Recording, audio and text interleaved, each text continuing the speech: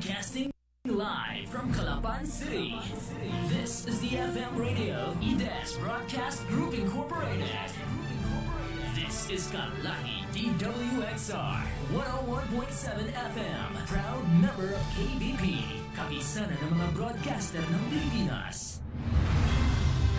Disclaimer, ang mga pahayag, komento, pananaw o opinyon ng angkor at mga panauhin sa programang ito ay hindi opisyal o personal na pahayag, pananaw o opinyon ng DWXR 101.7 FM at sa management and staff ng himpilang ito.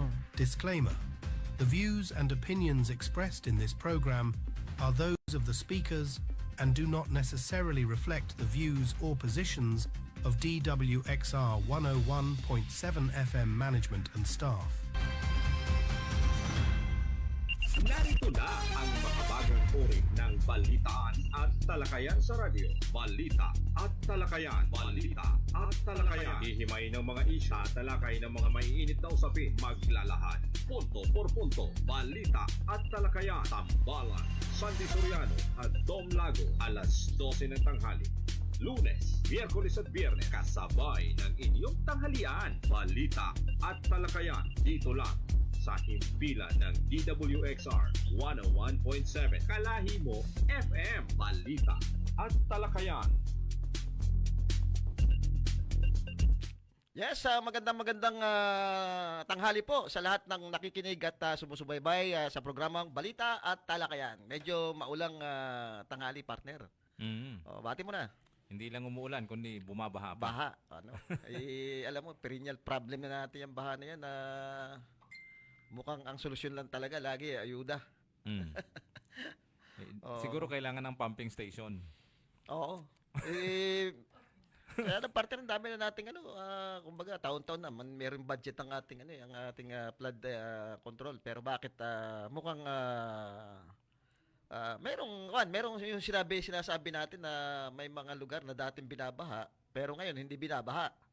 Pero may mga din naman lugar na dati ay bumabaha, ngayon ay hindi binabaha. Oo. So parang lumilipat Oo. Kasi siguro yung nasolusyonan yung area na dating binabaha. Hindi naman napag-isipan siguro. Hindi nila siguro na-anticipate yung laki naman ng volume ng tubig na pwedeng lumipat sa ibang areas naman. Or depende rin siguro sa isang bayan. Kaya kung yung for example, yung Dauhan, kung gusto mong sa baha. Iligtas sa baha. Edi baka naman sa iba naman pupunta yung tubig. May mga ganun maaaring maganda yung naging project mo doon sa bayan mo, pero nasolusyonan mo yung problema doon sa baha. Doon sa bayan mo, pero yun naman pala ipupunta naman sa ibang lugar. So dapat siguro coordinated yung plano diyan. Yung ibig sabihin merong long term na hindi lang doon sa isang bayan na plano, kundi pangkalahatan para hindi kung saan sumusuot itong tubig. Kasi dati, yung mapapansin natin, yung dati, kaya nagkakabaha naman, mostly nagkakaroon ng bagyo Meron tayong mga low pressure, may bagyo, kaya lumalaki yung tubig. Ngayon naman kasi ito na nga yung epekto ng climate change Yung volume ng ulan, although sabihin natin walang hangin, di ba? Ito ngayon, amihan kasi ngayon yung tinatawag nila na tawag diyan yung malakas din ang hangin kahit amihan yung amihan. At ang volume kasi ng ulan ngayon talagang may declaration napakakapal. Declaration ng Weather Bureau na yung sinasabing La Nina. Kaya kung mapapansin mo, medyo malamig. Pero laging madilim yung kalangitan. Hindi naman ganun kalakasan yung ulan, pero dire-diretso. At lalo na sa bundok, doon sa bundok siguro malakas ang ulan. Syempre yung dausos ng tubig yan, lalo na wala na, kalbo na yung kagubatan natin, yung may mga portion na talagang halos wala ng puno. Pero wala naman kasi wala namang update from the DNR na aling portions ba ng kabundukan natin yung talagang kalbo na. Ewan ko, ano bang tinatrabaho ng DNR ngayon? Nagmo-monitor. Problema, wala yatang report na monitoring na itong lugar na ito ay talagang halos kalbo na. O kaya kita naman natin doon sa yung napapag-usapan natin, may mga mining, small scale mining na nangyayari din diyan. For example, yung sinasabi mo na ito malaki yan, may medyo ang sinasabi yung isang ginagawa diyang hydropower na matagal na ay mukhang naka-front lamang yun na talagang mining yung yung purpose do sa paggagawa kasi mga tunnel ang nakakapagtaka, mga tunnel tapos mukhang hinahakot yung mga materials na nakukuha doon. Oo.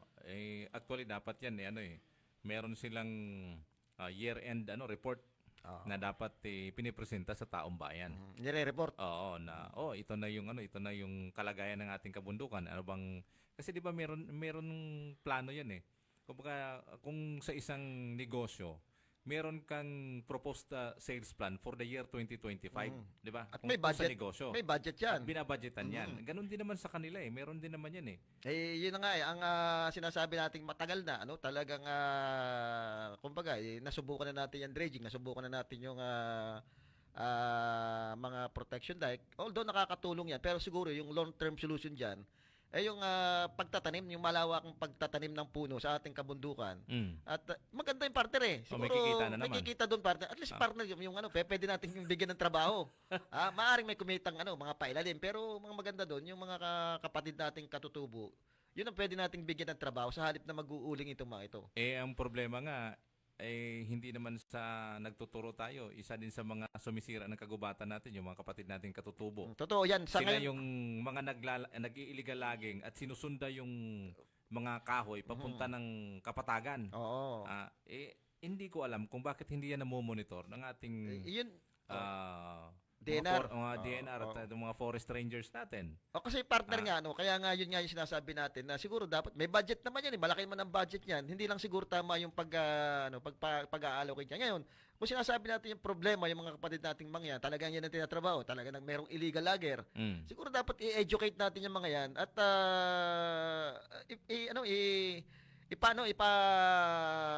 alam sa kanila na hindi dapat pinuputol. Bigyan natin ng magandang trabaho sila. Kasi kaya ginagawa nila yon partner, dahil nga nung wala silang pagkakakita maayos na hanap buhay Ngayon, kung i-educate mo yan, tapos sasabihin mo, kayo na yung magtanim ng mga puno, kayo na rin magbabantay niyan, pero dapat naroon yung suporta ng gobyerno para sa kanila.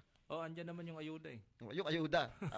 Uso na yan ang ayuda. Talagang naging institusyon na yung ayuda na yan 'Di ba? Ang ano kasi doon dapat binibigyan 'di ba sa ngayon sa sektor ng ating mga katutubo, may representative sila katulad sa Occidental, alam mo. Dito sa atin sa provincial government, 'di ba? Merong nakakatuwa doon sa Occidental nung panahon ni nung mayor pa si Governor Edgar Jano.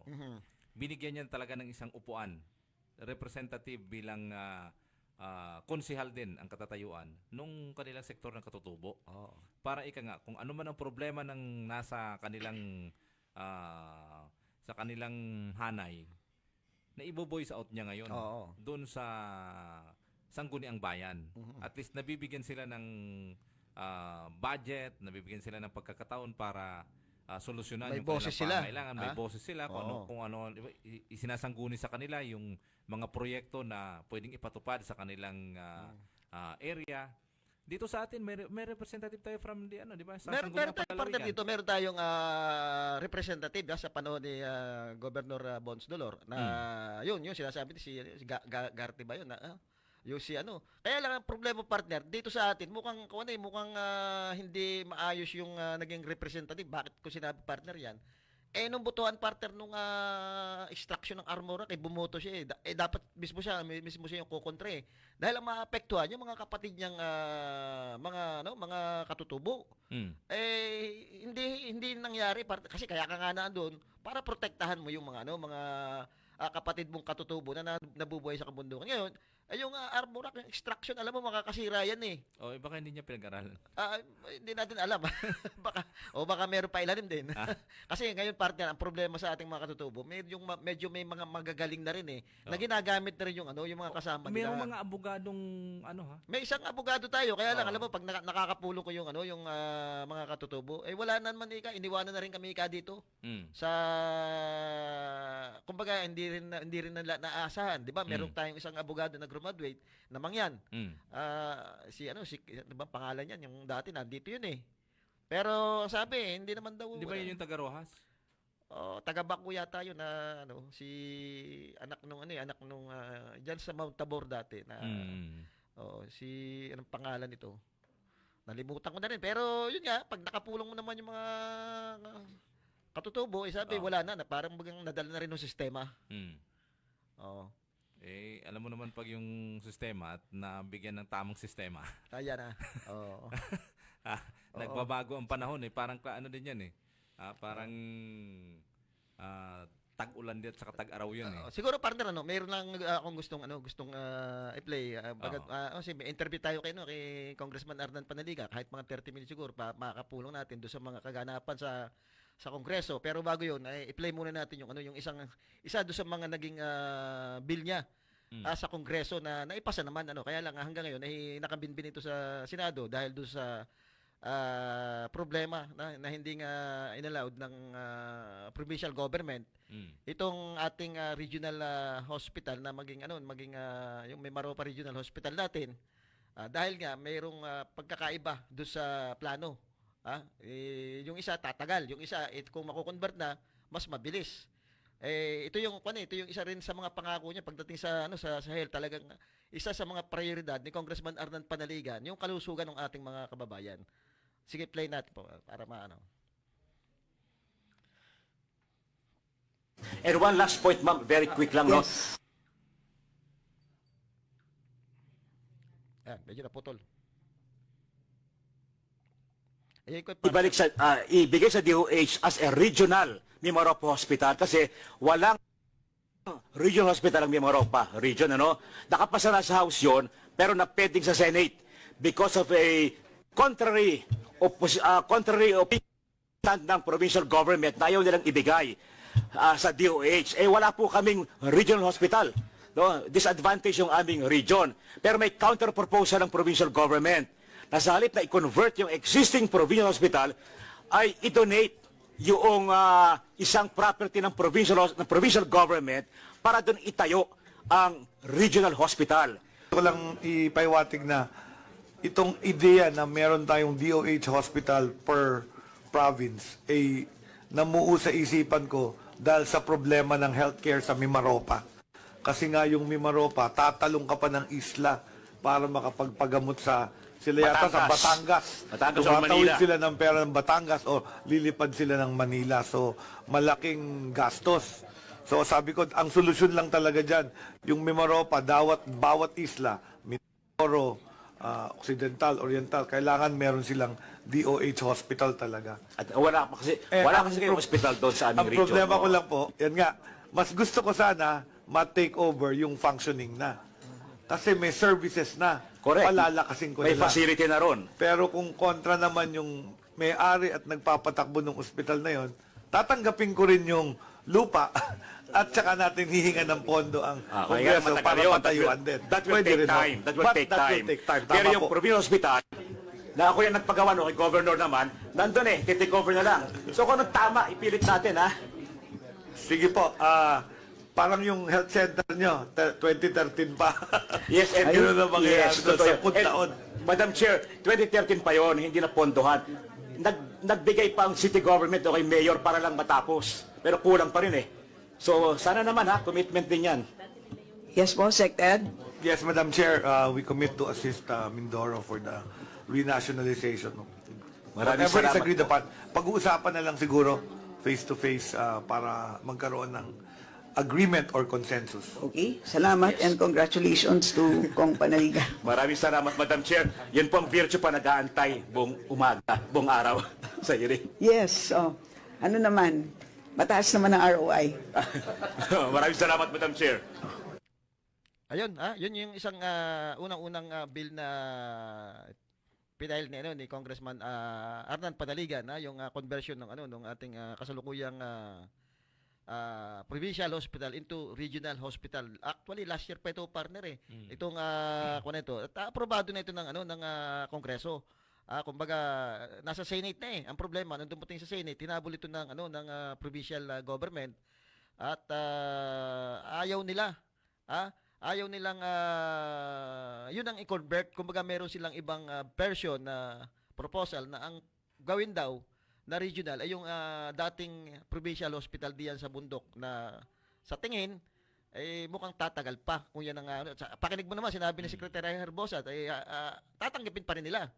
Pero kaya lang ay hahanapan pa ito ng budget at ang mas prepared na sinabi rin ni Secretary Herbosa, mas gusto na niya na itong kasalukuyang provincial hospital, itong existing na provincial hospital ang gawing regional hospital dahil nga tumatakbo na. May mga gamit na, kumbaga dadagdagan na lang, operational na At mas mabilis yung implementation.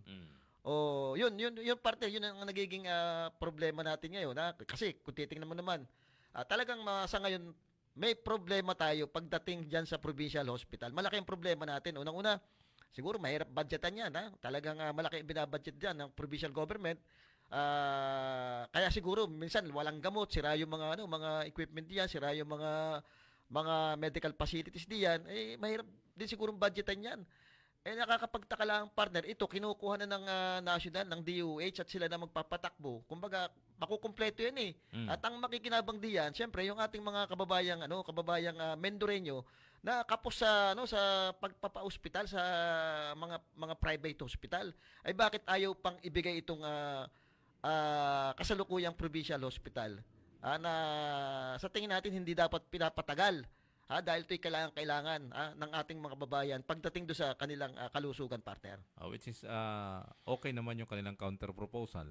Ang nakikita lang kasi dito nila Congressman Panaligan at ng Secretary Herbosa, tatagal. Tatagal, partner. At saka pakinig mo, hahanapan pa ito ng budget. Samantalang ngayon, habang tumatagal, partner yan, madaming buhay na nasasalang-alang diyan sa serbisyo ng ating kasalukuyang provincial hospital. Hindi kasalanan ng mga doktor yan, hindi kasalanan ng mga medical worker diyan na minsan yung palpak yung serbisyo. Dahil nga kulang na kulang kulang sa gamot, kulang sa ultimo nga yung sistema ng trabaho diyan may pagkukulang dahil may problema din yung mga medical workers diyan pagdating do sa kanilang mga salary, laging delay. Yung kanilang mga benepisyo laging hindi na maintindihan kung paano binibigay. O yung mga promotional na siyempre iba nagtatampo diyan, napakatatagal na. Hindi agad nagkakaroon ng mga item at mas nauuna pa yung mga bago. Dahil malalakas lang, sila yung nabibigyan ng item. At ang problema pa diyan, siyempre, nung iba, lalo na yung mga doktor, pagdating ng eleksyon, naiipit sila. Nagkakaroon sila ng problema dahil napupolitika pag minsan ang mga doktor diyan. Ngayon, kung ito ay ibibigay na sa DOH, ay at least mawawala na yung ganyan. Yung sweldo ng mga ating mga medical staff diyan, mga doktor, mas gaganda parte mas tingin ko mas kung di man lumaki ay laging update yung salary nila, yung kung ano man yung mga benefits sila, may bibigay ng ayos. Dahil national na Isa ngayon talagang may problema. At hindi natin alam kung sa budget o bakit ayaw pang ibigay yan. Tapos nalalaman natin may plano ang provincial hospital na magtayo nung sinasabing hospital din na mala St. Luke's daw. Isipin mo parte ng St. Luke's first class na hospital yan sa Metro Manila. Kung magpapatayo ka niyan dito sa ngayon baka building lang partner yan. Wala ring mga gamit. Kasi yan, kung yung provincial, kasalukuyang provincial hospital natin, hindi nga ma-maintain. Tapos magtatayo ka pa ng mga ganitong sinasabing pangarap mo. Parang hindi na paniwala partner yun. Pangarap lang naman. Baka building lang itatayo. Building lang siguro. Alam mo na, sige, yun ang problema parte. Sa nakikita ko kasi kay dito sa kasalukuyan ng ating governor, parang hindi priority yung ang healthy. Bakit ko nasabi partner? Time nung last year may pandemic. Doon sa nila sa budget, annual budget nila. Nagkaroon ng pagtatalo yung sangguniang panglungsod at ang executive kasi nga mas binigyan pansin o binigyan ng malaking budget nung panahon na yon ay infrastruktura pa rin. Sa halip na yung ating health na tayo ay nasa kasalukuyang pandemic noon.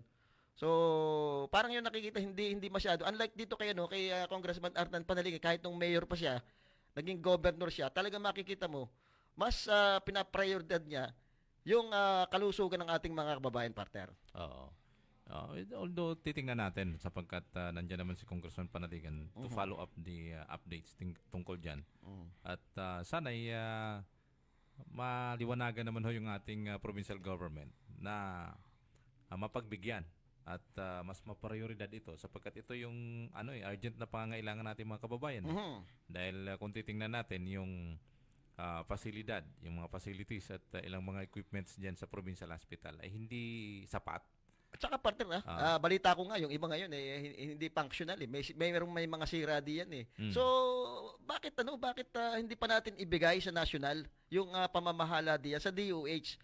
Kasi kung yung Batangas Regional, kung nakikita nyo, ang ganda, 'di ba? Tsaka kompleto. Ganun ang mangyayari eh. Makikinabang niya hindi lang naman taga Mindoro, kundi yung yung mga kalapit nating lalawigan, yung Mimaropa. Ay ngayon, kung talagang gusto pa rin talaga ng ating provincial government na magtayo ng provincial hospital, pwede naman. Pwede na lang kunin yung budget kasi yung budget doon pwede na nilang i-atras at ilagay doon sa mga hospital na gusto nilang pagandahin. Kumbaga diyan sa may parte ng South, sa Pinamalayan, pwede nilang itayo ang isang provincial hospital diyan na pwedeng pangasiwaan ng ating provincial government. Oo. Ayan. Anyway, marami to tayong update tungkol dyan pero titingnan natin sapagkat hindi pa ho natin nakakausap yung ating Congressman Panaligan hinggil sa ilang updates dyan sa kanilang mga proposed bill sapagkat naantala nga po yan sa Senado dahil hindi na-aproba ng Senado yan dahil merong nag-oppose, humabol. Humabol at ibang version ang gustong mangyari ng sangguniang ng provincial government na magkaroon na lang ng donation ng lupa doon sa dating provincial hospital. Yung sinasabing bundok. Although ang sinasabi naman ni Secretary Herbosa ay kung yun ang tatanggapin nila at medyo matatagalan nga. Nahanapan pa ng budget. Nahanapan pa ng budget. Titingnan ho natin kung ang gusto kasi ni Congressman Panaligan ay yung win-win solution sapagkat masolusyonan itong kung magkaroon ng conversion ng itong existing provincial hospital, mas mabilis. Mas mabilis, partner. Sapagkat nandyan na yung mga gamit, dadagdagan na lang kung anong kulang. Functional na siya At saka, alam mo, kailangan natin yan na yung ganyang hospital na mga regional. Kasi nga, just in case hindi naman wag sana mangyari na may mga kaso na naman ng mga virus na pumasok sa atin. At least at ito may kumpleto tayong ospital na pwedeng matakbuhan. Hindi katulad nung nangyari sa atin nung last na talaga namang nakita natin nagka-problema ng malaki. Ang ating provincial hospital, nagkulang ng mga oxygen, nagkulang ng mga sirens, lahat. Halos madaming naging kakulangan kaya marami ring nasakripisyong buhay, partner. Kasi ito'y dapat ito'y unang-unang ginagawa ng solusyon. Itong ating problema sa provincial hospital. Ngayon, kung may ganyan, nakaroon na, nakandyan na, dapat ite-take over na lang ibigay na natin.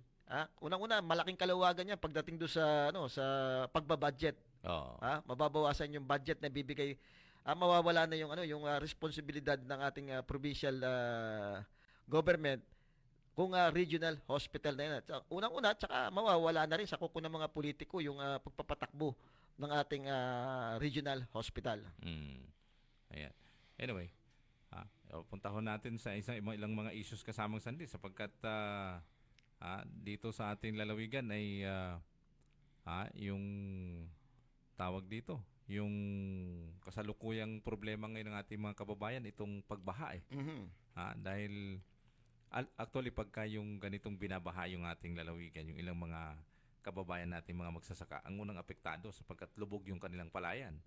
So ano ngayon ang magiging contingency plan ng ating gobyerno para matulungan itong mga magsasaka natin sapagkat napakarami ng krisis na dumaan sa kanilang paghahanap buhay mula dun sa kanilang mga alagang hayop hanggang dun sa kanilang palayan na ngayon nung nakaraan mababa na yung kanilang ani mababa pa yung presyo ng palay. Ngayon, binabaha na naman. Sa tingin ko, marami na namang masasalanta ngayon na tawag dito ng mga hanap buhay palayan ng ating mga kababayan dito sa ating lalawigan. Siyempre, partner, apektado na naman diyan. Pagka nagkatuloy-tuloy yan at apektado yung mga magsasaka, yung presyo ng bigas, apektado na naman yan. Oo. Kasi kung magkakaroon ng malaking problema, tuloy-tuloy yan, na apektado yung ating mga magsasaka, babalik na naman tayo. Yung importation na naman ang pupuntahan yan dahil kukulangin tayo ng supply ng bigas sa bansa natin. Oo. Yan isa sa problema natin, yung bigas na yan, partner, na hanggang ngayon. Talagang walang pagbabago yung pagbaba ng presyo niyan. Although sinasabi nga, 'di ba, yung tariff ay binaba nila. Pero ang dahilan noon, kaya ay binaba yun, ay para magkaroon ng maraming na supply ng bigas galing sa ibang bansa. Para mapunan yung pagkukulang at magmura yung presyo ng nung bigas natin. Pero hindi nangyayari, partner. Nakakapagtaka, hindi nangyayari yung pagmura ng bigas. At yun yung siguro yung tinatanong ni Congressman Arnan Panaligan sa isang meeting nila do sa mga opisyal ng Department of Agriculture. Bakit hindi bumababa? Ganung binaba na nga yung kumbaga yung tariff may mas mababa na kumpara nung una. Ngayon yata may planong tanggalin na yung itaas na uli yung tariff kasi nga hindi epektibo yung pagpababa nung tariff. Lalo lang kumbaga hindi nagbago yung presyo ng bigas. Oo. Ayan. Kasama yung parte sa sabi nga 'di ba ang trabaho ng ng NFA sa ngayon, wala silang power para magbenta ng bigas sa merkado. Pwede lang silang maglabas ng bigas kung merong mga kalamidad.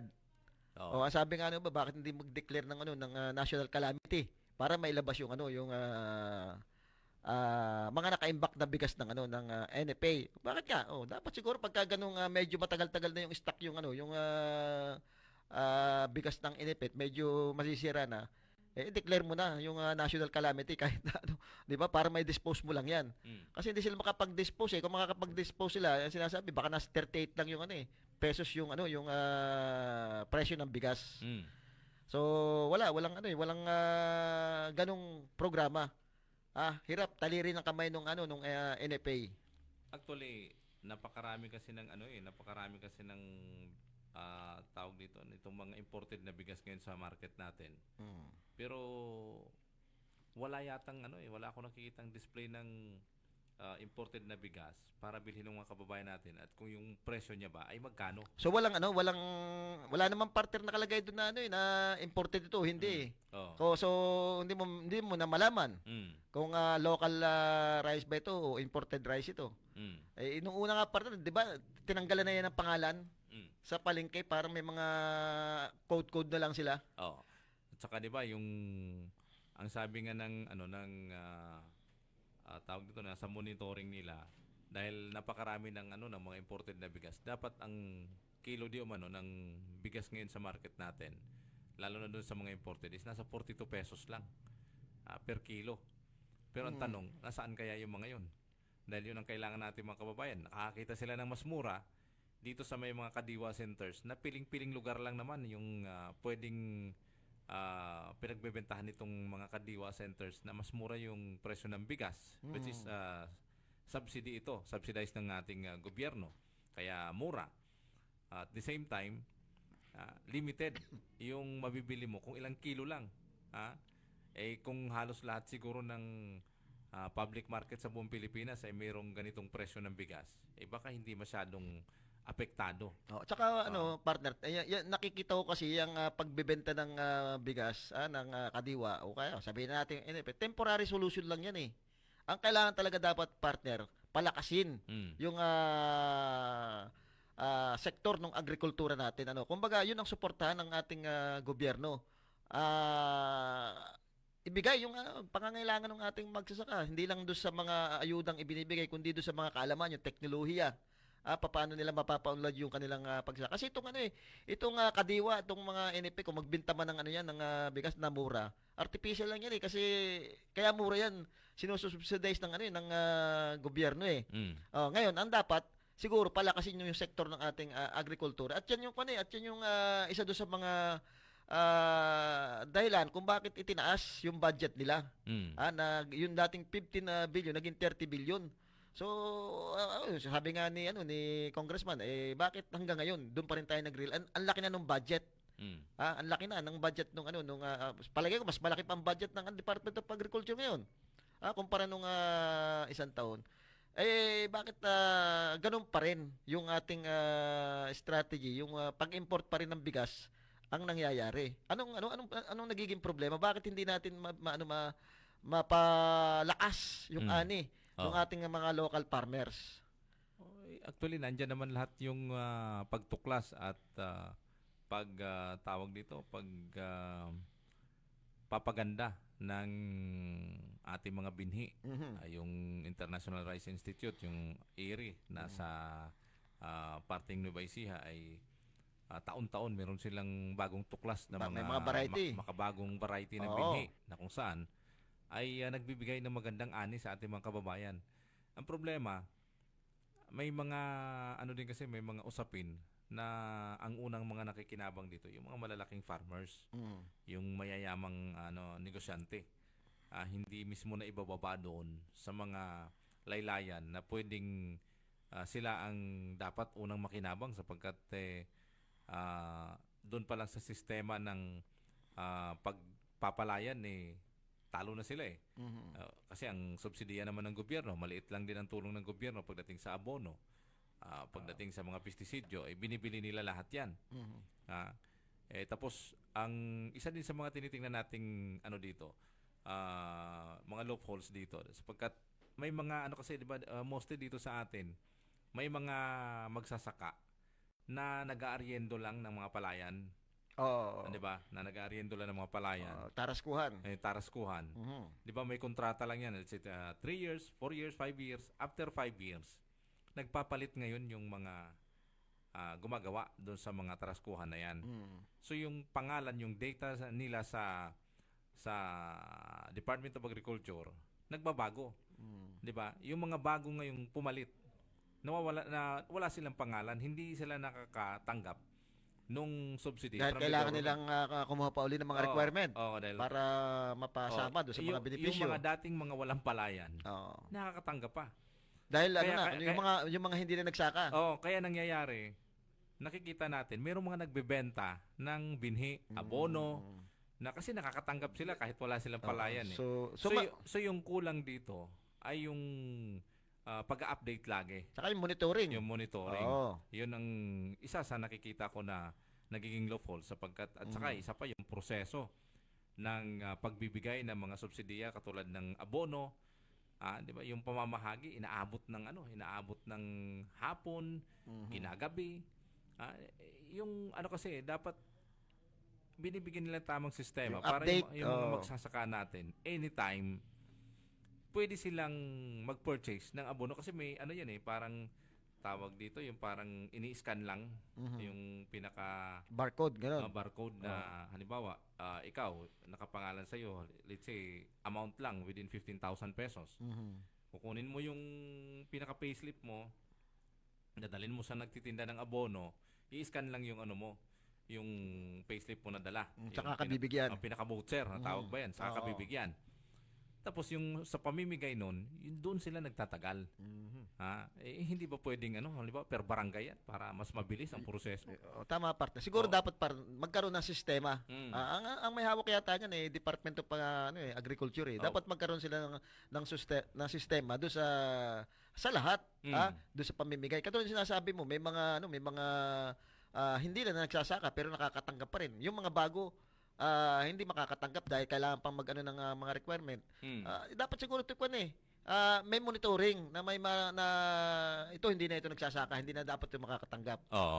Ilipat na natin dito, ito ang nangangailangan ngayon. At yung mga malalaking sinasabi nating farmers, yung mga kasi may pera sila may pera sila Kaya pwede nilang talagang kumbaga mas mas ahead sila doon sa mga bali-balita kung ano yung mga dapat gawin. Ang tingnan din siguro dapat dito, yung mga maliliit na magsasaka dapat talagang bigyan ng pansin. Ng kumbaga kung ano ba talaga yung kailangang mapunta sa kanila, kung abono, kung mga fertilizer, yung mga technician na pwedeng tumingin do sa mga palay nila. Kasi hindi lang partner yung basta bibigyan mo yung yung mga magsasaka natin, hindi lang basta bibigyan mo ng pera yan. Kung hindi nila alam ang gagawin, magagastos lang nila yung pera. Dapat may mga magtuturo. Tuloy-tuloy hanggang sa makita mo yung resulta ng iyong programa. Nagtagumpay ba yung programa ng ano? Doon tayo nagkulang kung makikita mo, lagi natin sinasabi yung mga Thailand, yung Vietnam, dito nagpakadalubhasa yan sa ating bansa ng pagtatanim ng palay. At nung sila yung natuto na, bumalik sila sa kanilang bansa, anong ginawa ng gobyerno? Sinuportahan sila talagang ibinigay yung kanilang suporta doon sa mga magsasakang nag-training dito, nag-aral para makita nila yung resulta ng programa nila. Ngayon sila yung nag-e-export. At tayo yung nag-e-import. Mali yung nangyari. Tayo na parang nangyari kasi parte hindi na suportahan Meron nga tayo ditong Rice Institute, sinasabi natin, International Rice Institute. Pero bakit yung mga farmers natin parang hindi yata natutudiyan? Or nagkulang ang ating gobyerno doon sa suporta pagdating doon sa actual na pagtatanim na partner. Kumbaga doon pag nasa field na sila. Kasi yung mindset kasi ng ating mga kababataan ngayon, ating mga Pilipino from past generation na halimbawa itong nag-year 2000 na ito. Napapansin kasi natin umuunti ngayon yung mga kumukuha ng tungkol sa agricultural technician. Kasi ang mindset kasi ng mga Pilipino, parang walang pera diyan sa agriculture, which is ang gusto nila pag naka-graduate pupunta ng ibang bansa. Yun yung mindset nila na parang hindi naman tayo uunlad sa pag-agriculture. Kasi nga, partner, kaya ganun yung thinking. Kulang sa suporta. Nakikita kasi nila doon sa mga magulang nila, nung mga past few years, ay mano-mano yung mga ginagawa, di ba? Biruin mo, mag-aararo ka dati, kalabaw pa. Mag-ahantraktor ka, pagod din, kahit pa paano. Yun sa pagtatanim, napakahirap dahil tao ang nagtatanim. Samantalang ngayon, may mga modernized machine ngayon na yung mga planter na makina na, ilalagay lang yung punla, dire-diretso makina na yung nagtatanim. Which is kung yan ay nagawa na agad ng gobyerno natin noon pa, napakarami sigurong mga kabataan natin yung nag-shift na maging eksperto sa pagtatanim, sa pagsasaka. Dahil nakikita nila na tapos let's say maganda yung presyo ng palay sa atin, magandang kitaan sa bigas kahit papaano. Siguro hindi kumbaga kahit papaano na-upgrade na tayo kahit papaano kung saka nandyan yung mga kabataan natin na sige, ito na lang ang kukunin ko kasi dito pala ang buhay. Mas uunlad pala ang buhay natin mas dito. Mas maganda ang kita rito. Mas maganda ang kita rito. Mas malaki ang benepisyo dito. Yes, ang problema napapagsamantalan partner kasi ang problema partner kasi nga yung mga kumikita lang diyan, yung mga malalaking negosyante. Isipin mo yung mga ating mga magsasaka, sila yung magtatanim, sila yung pero pagdating sa sa bentahan, sila yung pinakamaliit. Mas malaki pa yung laway ang puhunan. Na pera lang naman ang binibili. Yung mismo nagtanim wala kakaunti kinikita. Minsan lugi pa. Naiwan pa tayo sa teknolohiya. Yung mga sinasabi mo kanina, yung mga technology na yung nagtatalok, iba na masina. Ngayon wala parang hindi ko malaman kung meron tayo niyan yung 3-in-1. Meron tayo. Kaya lang mostly ang nakaka-avail niyan yung mga mayayaman. Yung mayayamang mga magsasaka na dapat ang gobyerno nagpo-provide talaga niyan. Although may mga ilang cooperatives na may nakita ako na nabigyan ng mga planters na yan na galing sa Department of Agriculture through may tawag sila doon yung isang sangay ng Department of Agriculture na namimigay ng mga traktora, yung mga machineries na yan na planter. Pero ang tanong, meron kasi akong isang cooperative na nakausap na nabigyan sila ng gobyerno galing sa Department of Agriculture. Binigyan sila ng traktora, binigyan sila ng mga ganitong machineries.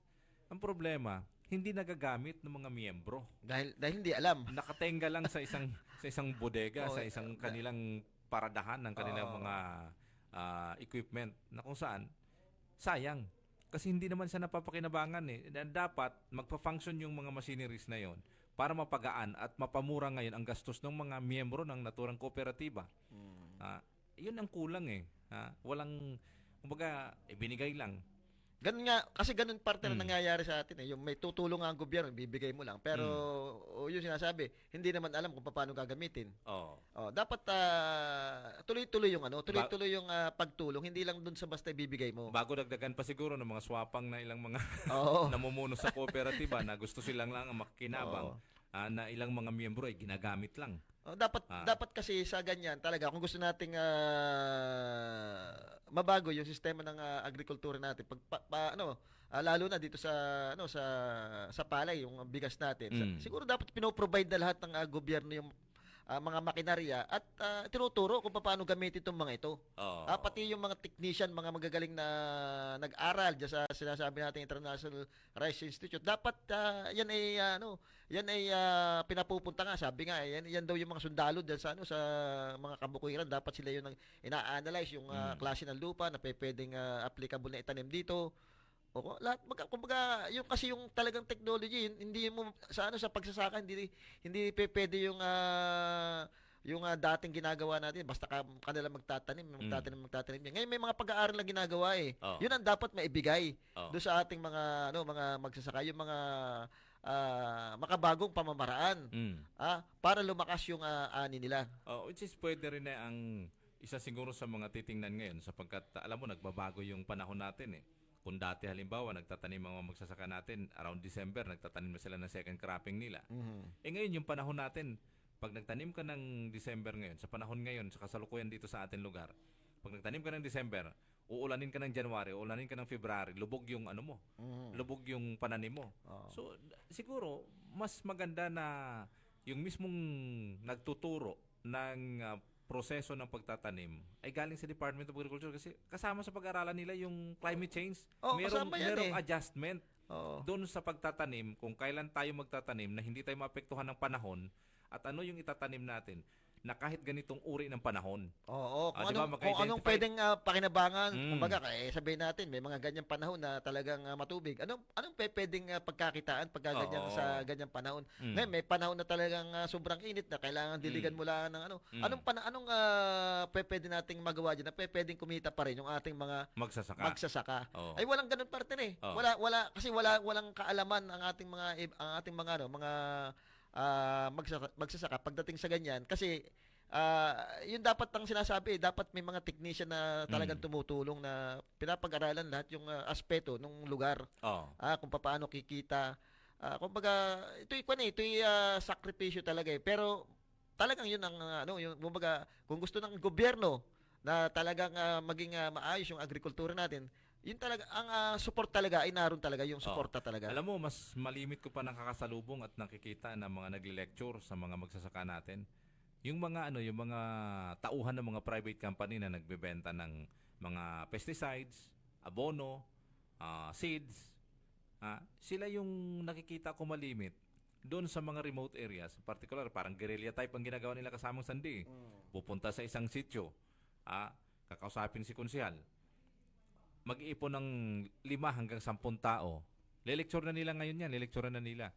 Ano po yung suitable sa isang area ninyo? Paano nyo to gagamitin yung abono namin? Ano po yung akma na binhi dito sa inyong palayan? Kasi ganito ngayong katayuan ng inyong palayan. If ever na tag-ulan, ito po yung pwede nyo itanim. Kasi nagtitinda sila ng mga, ng mga seeds eh. Iba-ibang klaseng pananim ng gulay. Yung mga abono na pwedeng applicable dun sa lugar na yan. Sila yung mga malimit na nakikita ko pero doon sa kinatawan ng DA parang wala ako minsan nakakasalubong eh. Parang nasa opisina lang ba? In fairness naman yun sinasabi sinasabi nga lagi ni Congressman Artan Panalingan, dapat may mga yung mga technician, yan daw yung mga sundalong dapat pumupunta sa mga mga kabukiran para turuan yung ating mga magsasaka ng mga tamang pagtatanim mo kayo, yung mga technician na yung teknolohiyang makabago ay dapat na naibibigay sa kanila. Ay batiin ko lang partner si Sir Mar Bautista nakatutok sa programa natin. Sabi para sa mga binabaha container garden, para doon sa mga binabaha. Oo. Pwede 'yun. Oo. Actually, partner, ang halaman ay ano lalo ng gulay. Nabubuhay sa tubig yan eh. Kung yan 'di ba meron tayong tawag din yung sa tubig na tinatanim ngayon, yung mga lettuce. Lettuce, hindi lang lettuce, may mga iba pang gulay na tumutubo talaga yung sa ganun. Madali partner kung talagang merong i-encourage lang ng ating gobyerno yung bawat mamamayan, hindi tayo makakaranas ng ganito. Yung sinasabi natin, kamatis 200 kilo, talong 200 kilo, hindi tayo makakaranas ng ganito Kasi mismong sa mga tabi ng bahay nila, tutubo yan yung mga gulay na yan. Kumbaga, kailangan lang talaga yung mas magandang pagtuturo sa kanila. May mga, kung gusto ng mga tao, yung mga gawing livelihood yung pagtatanim, makakapag-produce sila. Kahit doon sa mga background sa mga tabing bahay lang nila, makakapagtanim sila at makakapagbenta pa sila. Sa palengke may nakikita ako, partner. May mga nagtitinda diyan, mga basket galing sa mga kabukiran. Kumikita sila lalo na ngayon, kamamahal nung ultimo yata okra ngayon 10 piso na yung 10 piso dati 20 pesos na yung tali. Yung talong, bibili sana ako kahapon. Hindi na ako bumili. Isipin mo, 180 yata ang kilo. Kasi, ngayon sinasabi nila, off-season ngayon. Medyo mahal yung mga ganong uri ng mga gulay. Kaya lang, kung may proseso nga. Ayun, yung aquaculture, yung sinasabi ni kasamang Mar Bautista. Aquaculture na, yung sa tubig, ang ilalim pwede rin, may mga isda na nabubuhay. Kasi, ang may isa akong kaibigan na nakatira dati, nagtatrabaho diyan sa Midway Island na sakop ng ng Hawaii ba yan? Hawaii yata may sakop ng Midway Island na sakop siya ng US, di ba? Yung US territory. US territory, di ba? Yun nga ang ginagawa daw nila dati, yung may mga gulayan sila diyan na yung kamatis, nasa tubig na katanim pero nabubuhay, namumunga, malalaki ang bunga. So dito sa atin walang imposible kasi kung alam mo partner yan simpleng mga programa yan pero malaking may tutulong sa ating mga kababayan lalo na sa mga ganyang sa ganitong sitwasyon na nakikita natin na halos lahat ini-import na. Yung mga simpleng problemang ganyan, yung mga kita mo yung iba yung mga mahihilig magtanim. Bukod doon sa nakakapitas na sila ng mga gulay, sariwa, doon sa kanilang kapaligiran. Maaaring magbenta pa sila. Kaya lang minsan partner, pagka nagtanim ka sa bahay mo, yung kapitbahay mo naman, wala namang gagawin kundi manghingi. Ang gawin mo, bigay mo ng buto. Ayan, magtanim ka rin. Hindi daw nawawala yun yung mga ganong sistema. Yung mindset kasi yun dapat ang siguro mabago. Kung maganda siguro ang kinikita ng ating magsasaka diyan sa pagtatanim lalo ng palay, magaganda ang kinikita. Maraming diyan pupunta para magtrabaho. Kasi nakikita wala nga Yung kanilang magulang naging magsasaka, parang wala nang pagbabagong nangyayari. Dahil kulang nga doon sa mga kaalaman. Kulang at saka doon sa suporta ng gobyerno pagdating doon sa mga ani nila, hindi mabigyan ng magandang presyo dahil problema natin, importation na yan lagi na lang import yung ating parang pagdating sa importation napakabibilis mag-isip pero pagdating kung paano mo papaunlarin yung agrikultura, mukhang wala kang makita na solusyonan yung problema na yan. Ayan. Uy, may magandang balita kasamang Sandy medyo bumaba daw yung inflation sa ating bansa. Lalo na doon sa employment. Medyo tumaas ang madami nagkatrabaho. Totoo kaya? Batay doon sa survey ng PSA, ay tumaas yata ng bumaba yata ng almost 3% ang employment rate dito sa ating bansa. Magandang balita 'yon. Kung may katotohanan 'yan. Pero mukhang pagdating sa inflation, mukhang kabaligtaran dahil mahal ng bilihin sabi ni kasamang Mara, ipunin ang sako ng semento na ginagamit sa build, lagyan ng lupa. Samahan ng mga compost, ilagay sa tabing kalsada, talong, okra, sili, at iba pang magaganda. Tingnan, pag namunga na, yun partner isa pa rin yun sa halip siguro, mga bulaklak yung tanim mo dyan, mga gulay yung tanim mo, yung magagandang bumunga, kamatis, mga pag nakita ng mga yan, maganda rin tingnan. Mapapakinabangan pa kaysa doon sa mga bulaklak na makikita mo na maganda lang sa mata, pero hindi mo pwedeng Hindi mo pwedeng kainin. Kung meron kang okra diyan, talong, kamatis, sili, maganda rin tingnan yan. Nakakatuksong kunin. Tanda ko kasi nung araw, yung ginagawang trabaho ngayon, yung mga dole tupad, ginagawa dati sa per barangay yan Yung kumukuha ng isang representative from the family para maglinis sa mga tabing kalsada. Tapos, tinataniman ng gulay, tabing kalsada. Parang parang garden sa barangay, parang ganon. Diba? Imbis na ang itatanim ay ganito, tinataniman ngayon ng gulay. Mga talong, sibuyas, tawag dito, sitaw, which is na mas malaki ang pakinabang. Tingnan mo ngayon yung mga ginagawa naman ng gobyerno natin, through dole, yung dole tupad na ginaganon. Di ba? Naglilinis sa tabing kalsada, yung parang community service. Ang ginagawa nila, isang oras, papapicture. Tapos ang magkano sweldo, parang almost 500 pesos. Oo. Di ba? Ano yan? Nasa mga 3,000, 15 days, gano'n. Hindi. Almost 10 days nga lang yung iba 10 days. Oo. Siguro isa pa rin maganda partner. Kung tuloy niya, kung Bilto Calapan City, meron tayong programang Green City. Meron din yung bakanting lupa. Sabihin natin, private. Nadami din yung private lupa na baka pwedeng kausapin habang di nyo ginagamit. Magkaroon tayo ng isang testing na, sige nga, tingnan nga natin kung anong buhay dito sa agrikultura. Tanda nila ng mga kapay-kapay na bang nagulay na pwedeng dalhin dito sa mga kalapit nating probinsya, o kaya yung consumption dito sa atin sa probinsya natin. Kumbaga magkaroon tayo ng testing na programa. Tingnan natin kung paano natin mapapaunlad, tutok doon yung mga agriculturist natin kung paano mapapaganda yung mga bunga ng mga yan. Tingnan natin kung magiging matagumpay. At pag naging matagumpay, siguro lahat ng mga lupa diyan bakante na pwede namang mahiram, baka pwedeng gawing taniman na rin. At syempre dapat mag-invest ang mga local government diyan, mag-invest ng pondo. Pero kaya naman dahil pagdating sa pagpupundo, 'di ba? Yung sinasabi natin, daming ayuda binibigay ngayon. Kung sa halip na ibigay mo individual sa tao yan, dito kayo magiging tao din sa ginagawa nating programa ngayon. Titingnan natin kung magiging matagumpay ito. May sweldo kayo dito. At may mga technician din, siyempre titingin dyan, yung mga eksperto. Kumbaga talagang pagtutuunan ng pansin yung isang lugar na tinamdan mo ng mga iba't ibang klaseng gulay, titingnan natin kung magiging matagumpay. Di may kung pag naging matagumpay yan, magandang hanap buhay yan, pang matagalan yan. Hindi yung basta binibigay-bigay mo lang na ayuda. At